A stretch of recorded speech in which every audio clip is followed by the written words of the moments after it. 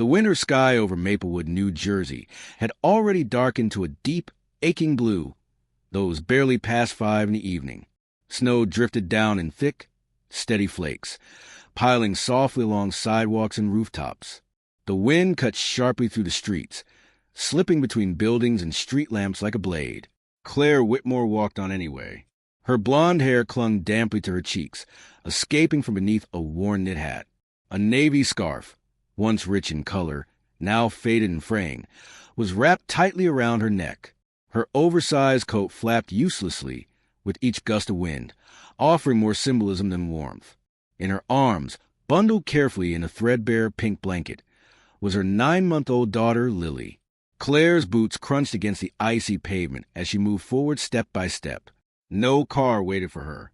No bus fare jingled in her pocket. No family number sat ready in her phone. There was only a tired young mother walking through falling snow, chasing a fragile thread of hope. Lily whimpered softly, tiny fingers poking out from the blanket. "Almost there, baby," Claire murmured, bending her head low so her breath warmed Lily's face. "Just a little longer." The automatic doors of Megamart slid open with a mechanical hiss, releasing a wave of warm air that stung Claire's eyes. She grabbed a cart, carefully settled Lily into the child's seat, and tucked the blanket more tightly around her. "We're just getting what we need," she whispered. She moved quickly but deliberately through the aisles. Bread, store brand, a bag of oatmeal, discounted apples, bruised but still edible.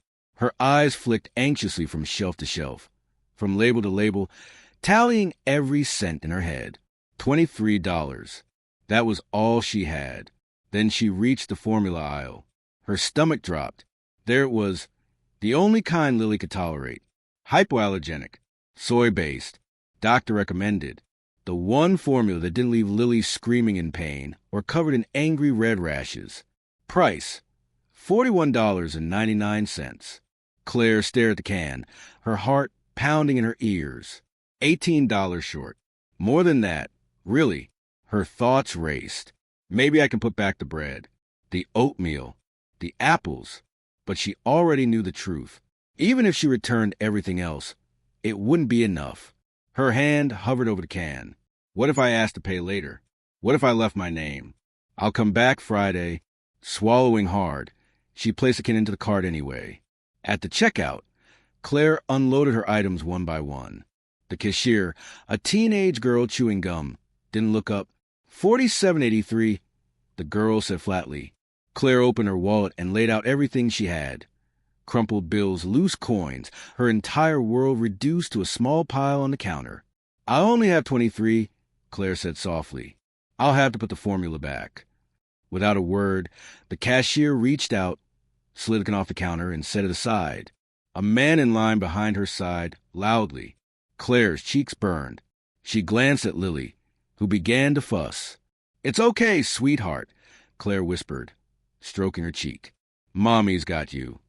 She paid for what she could, barely $11 worth, and pushed the cart toward the exit, her shoulders hunched as though trying to make herself invisible. Outside, the snow had thickened. Near the far end of the store by the coffee kiosk, a man had been watching the entire exchange. Daniel Rhodes, 37, tall and broad-shouldered in a dark overcoat and leather gloves, stood beside his cart. His 5-year-old daughter, Isla, sat in the child's seat swinging her legs and sipping apple juice. Daniel had seen everything. The careful calculations, the quiet humiliation, the formula left behind. Isla tugged on his sleeve. "Daddy." "Yes, sweetheart." "Why doesn't that baby have any milk?" Daniel didn't answer right away. It had been 4 years since his wife Emily had passed. 4 years filled with boardrooms, spreadsheets, and rigid routines. He provided for Isla, protected her, gave her stability, but something softer inside him had gone quiet. Until now, there was something about that young mother's exhaustion, her stillness, her quiet strength. It stirred something Daniel hadn't felt in years. Isla looked up at him again. "Can we help them, Daddy?" Daniel glanced toward the automatic doors where Claire had disappeared into the snow. Then he nodded slowly. "Yes," he said, "I think we can." He turned the cart back toward the baby aisle, his steps purposeful. Isla watched him with wide, trusting eyes. "Are we getting the milk now?" she asked. "Yes, sweetheart," Daniel replied gently. "We're getting the milk." At the exact spot Claire had stood minutes earlier, the can of hypoallergenic formula still sat untouched. Daniel lifted it without hesitation. He added fleece-lined toddler mittens and, on impulse, soft bakery rolls, hot chicken noodle soup, and creamy mac and cheese. Warm, filling, comforting. He paid in cash and didn't wait for change. Outside, the cold hit like a wall. Snow blanketed the parking lot in fresh white. Daniel zipped his coat and scanned the area. He spotted Claire at the bus stop, rocking Lily beneath the small shelter, lips pale, body tense with cold. Daniel crossed the icy lot. "Excuse me," he said softly. Claire startled, instinctively pulling Lily closer. Daniel held out a brown paper bag. "I think you dropped this." Claire blinked. "No, that's not mine." "It is now." Her jaw tightened. "I can't accept this." "It's not charity," Daniel said gently. "It's empathy." She hesitated. "As a father," he added quietly, "I just wanted to help a mother." Before Claire could answer, Isla peeked out from Daniel's coat. "You're Lily's mommy, right?" Isla said brightly, "You look like the princess in my bedtime book." Claire's lips trembled. Tears welled despite her efforts. "Thank you," she whispered hoarsely, finally taking the bag. The bus never came. "Where do you live?" Daniel asked. "Maple and Fifth, about a mile." "Let me drive you." "For her," Claire said finally, nodding toward Lily. "Just for her." Daniel led them to his SUV as snow fell softly around them. It was a night that could have been forgotten. Instead, it became the night everything quietly began. Claire's apartment sat between two shuttered storefronts on a quiet street. Snow piled along the sidewalk as Daniel parked and helped her inside. The building was small, worn, but clean. Inside her apartment, secondhand furniture was arranged with care. A patched quilt lay folded on the couch. Children's toys, homemade, imaginative, filled one corner. Above the couch hung a black and white photo of a soldier. Sergeant Thomas Whitmore. Claire said softly, "My grandfather." Daniel froze. Later that night, back home, Daniel opened an old cedar box and reread a letter from his father, one he'd carried for years.